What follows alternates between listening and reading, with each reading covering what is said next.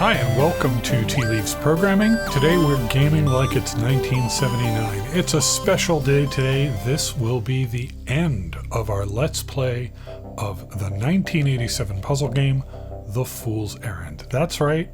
We have unscrambled all the jigsaws, we have done all the word searches, we have clicked on all the fish, we have navigated the mazes, we have tried to get inside the mind of Cliff Johnson. Have we succeeded?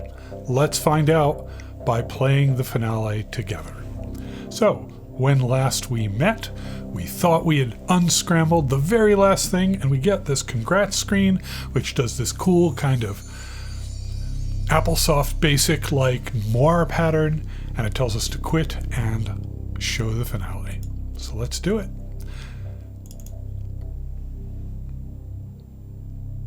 And so the fool heeded the advice of the magician and visited every corner of the land, gathering the knowledge he needed to restore the 14 lost treasures and preparing himself for the wrath of the evil high priestess. Before I click, I do want to remind you, this is the revision of The Fool's Errand for Mac, where they disabled sound. Back in 1987, this would have had, if I recall correctly, some thunder and lightning and other things, but we don't have that here.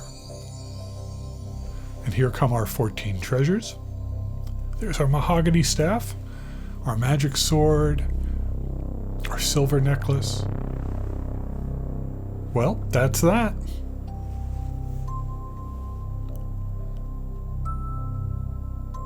Oh, and I'm hit by a laser beam. And we get another Applesoft Basic special effect. Things are looking up for our hero.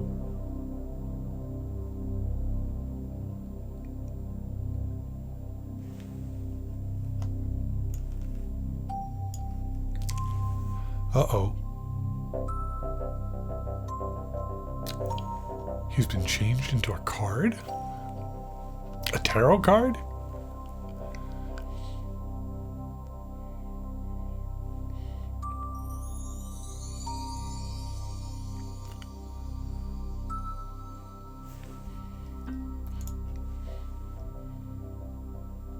Ooh, he's trash-talking the High Priestess. That's usually not a good thing to do.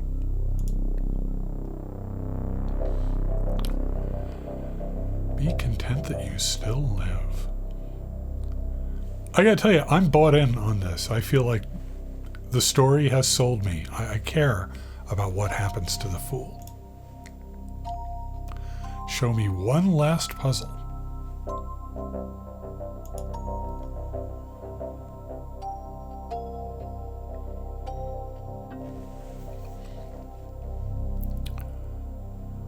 The bog is a dog. One hog is a hag. The kit is lit. One rod is red. Okay. I don't remember if we have to solve this or if he just solves it himself. Looks like he's solving it.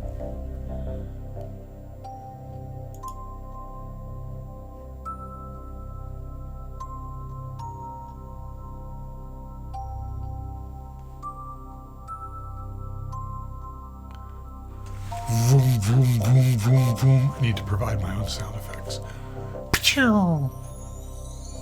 Hi, I'm 10 years old. But the fool had gained the gift of wisdom and was able to trick the High Priestess. Who's the tarot card now? Even she cannot force it to do anything inherently evil. Some say the story of the fool and his adventures inspired the creation of the modern-day tarot deck, but I doubt it.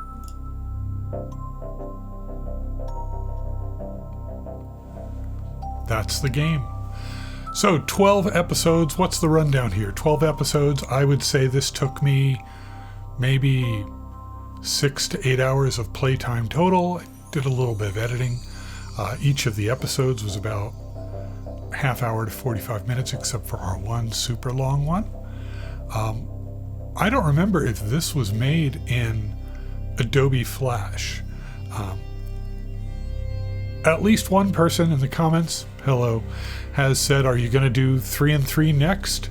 And I don't know, man. I got to tell you, one thing I think about on this channel, I'm doing these things for me, not for you.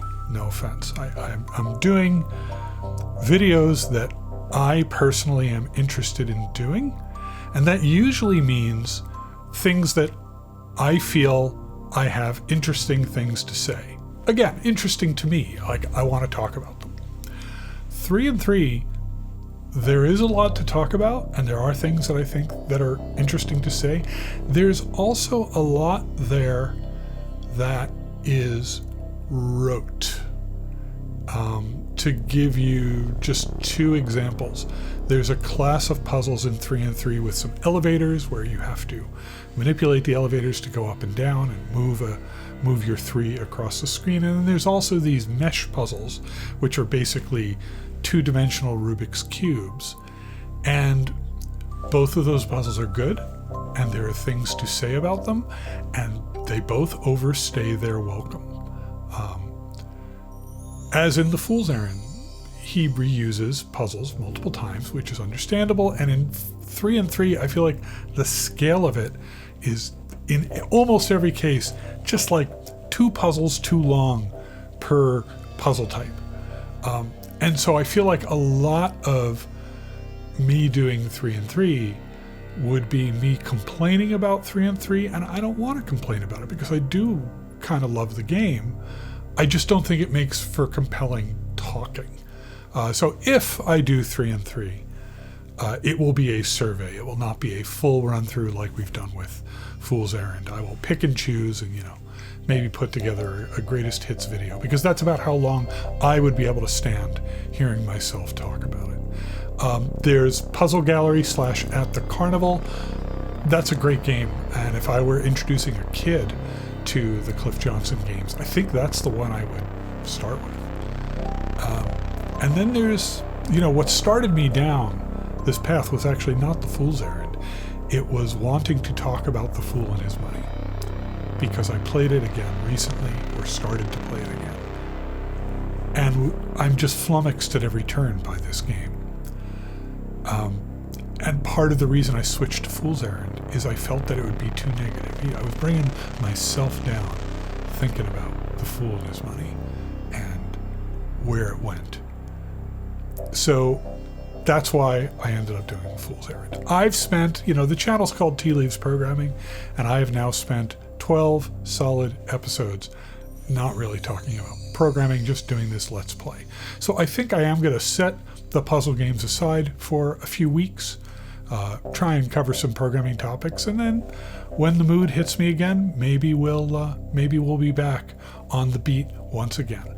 For the 3 or 4 of you, and I do in fact know you're out there, who joined us from episode 1 through to episode 12, and were on tenterhooks seeing if I could unravel the puzzle, but the challenge of the High Priestess. Thanks for joining me. Even though I'm making these things for me, I'm glad to have you along. Thanks for your suggestions and your comments, and it does mean a lot. So thank you. All right, this has been Programming Like It's 1979. This has been The Fool's Errand, and we'll see you next time. Thanks for watching.